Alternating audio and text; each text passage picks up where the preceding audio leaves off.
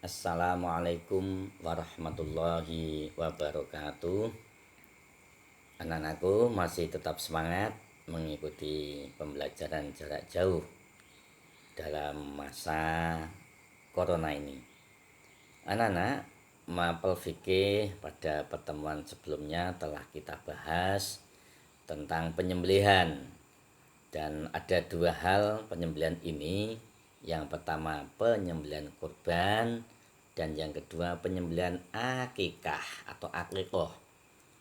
Untuk penyembelihan kurban bahkan anak-anak telah melaksanakan tugas yang saya berikan, yaitu kalian telah mengamati proses penyembelihan hewan kurban dan juga telah memberikan laporan kepada kami selaku pengampu mapel fikih.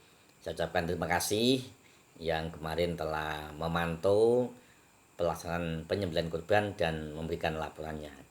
Pada PJJ kali ini anak-anak kita akan melanjutkan materi penyembelihan yang kedua, yaitu penyembelihan tentang akikoh.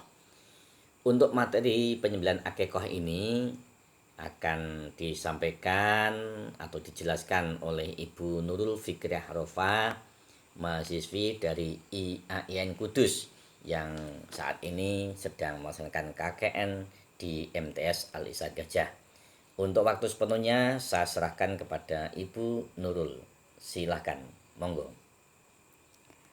Terima kasih untuk waktunya. Anak-anak, kita melanjutkan materi yang kemarin sudah dijelaskan di awal. Kita akan mempelajari tentang akikoh.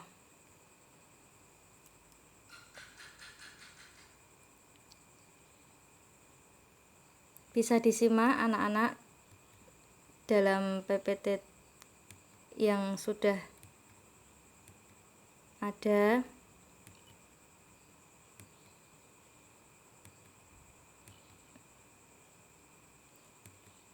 Yang pertama adalah pengertian dari akikoh.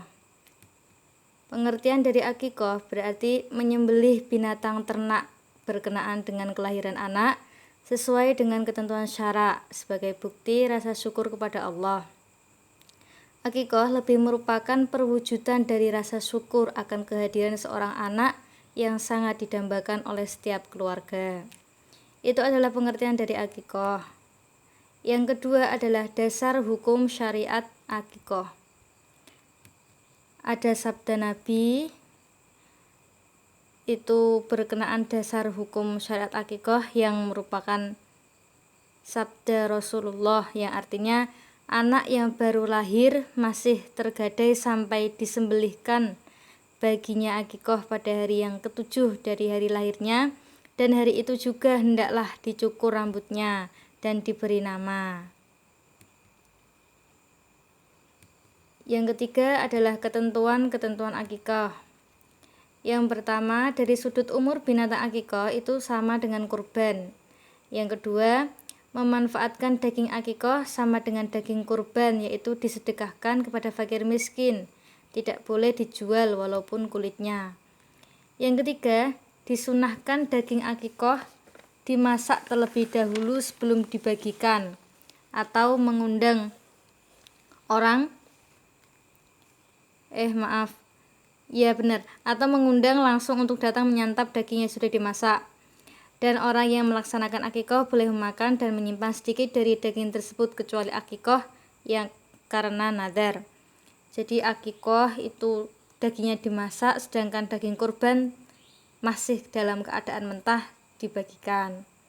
Yang keempat, waktu penyembelihan disunahkan dilangsungkan kepada hari yang ketujuh, jika tidak maka pada hari ke-14, dan jika yang demikian masih tidak memungkinkan maka pada hari ke-21 dari hari kelahirannya. Jadi pertama hari ke-7, terus ke-14, terus kalau tidak bisa hari ke-21. Jika masih tidak memungkinkan maka pada kapan saja boleh.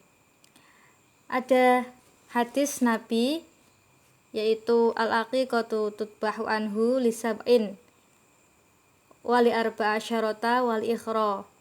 wal ihda wa isyrina. Itu adalah waktu penyembelihan.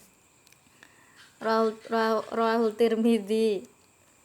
Waktu penyembelihan hadis dari Nabi. Yang selanjutnya, anak lelaki disunahkan akikah dengan 2 ekor kambing dan 1 ekor untuk anak perempuan. Selanjutnya, hal-hal yang disyariatkan terkait akikah. Di situ ada gambar anak kecil yang dicukur rambutnya. Yang pertama, disyariatkan memberi nama anak yang lahir dengan nama yang baik pada hari yang ke-7. Yang kedua, mencukur atau menggundul semua rambutnya tanpa tersisa. Yang ketiga adalah mentahniknya, yaitu mengunyah kurma sampai lembut lalu meletakkannya pada rongga mulut bagian atas si bayi seraya mengoles-ngolesnya. Yang keempat, mengoles kepala si bayi dengan minyak wangi sebagai pengganti apa yang telah dilakukan oleh orang-orang jahiliyah yang mengolesi kepada si bayi, kepala si bayi dengan darah hewan akikoh. Yang selanjutnya, hikmah disyariatkan ibadah akikoh. Merupakan bentuk takorub, pendekatan diri kepada Allah. Yang kedua, menambah kecintaan anak kepada orang tua. Yang ketiga, mewujudkan hubungan yang baik sesama tetangga maupun saudara dengan ikut merasakan kegembiraan atas kelahiran seorang anak.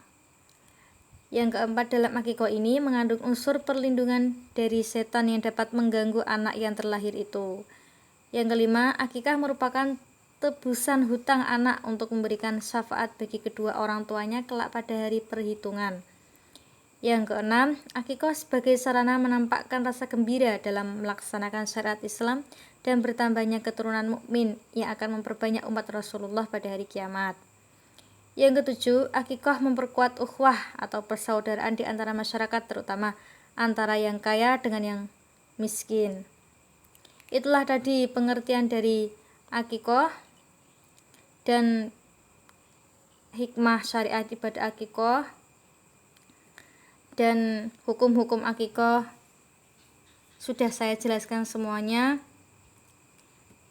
Selanjutnya saya kembalikan kepada Bapak Haji Ahmad Rawi. Sebelum saya kembalikan, saya tutup terlebih dahulu. Terima kasih anak-anak sudah mengikuti mata pelajaran fikih pada pagi hari ini. Mohon maaf untuk waktu Ibu menyampaikan jika ada salah kata. Selebihnya saya kembalikan. Wassalamualaikum warahmatullahi wabarakatuh. Anak-anakku, tadi setelah kalian ikuti materi tentang akikah, tentunya dalam mempelajari, memperdalam materi akikah, silakan anak-anak bisa mencari literatur atau sumber bacaan-bacaan yang ada untuk menambah wawasan kalian. Bahkan mungkin anak-anak bisa tanya pada orang tua masing-masing untuk menambah pengetahuan tentang materi akikah. Selanjutnya pada pertemuan kali ini mungkin sementara kita cukupkan, dan pada pertemuan mendatang ada baiknya manakala nanti kalian menemukan hal-hal di lingkungan masing-masing rumah atau keluarga tentang praktek akikah yang telah dilaksanakan, kira-kira adakah kendala, pernahkah menemukan sesuatu yang mungkin tidak sesuai dengan syariat Islam. Baik anak-anak, mungkin ini saja yang bisa kami sampaikan. Terima kasih dan saya tutup. Assalamualaikum warahmatullahi wabarakatuh.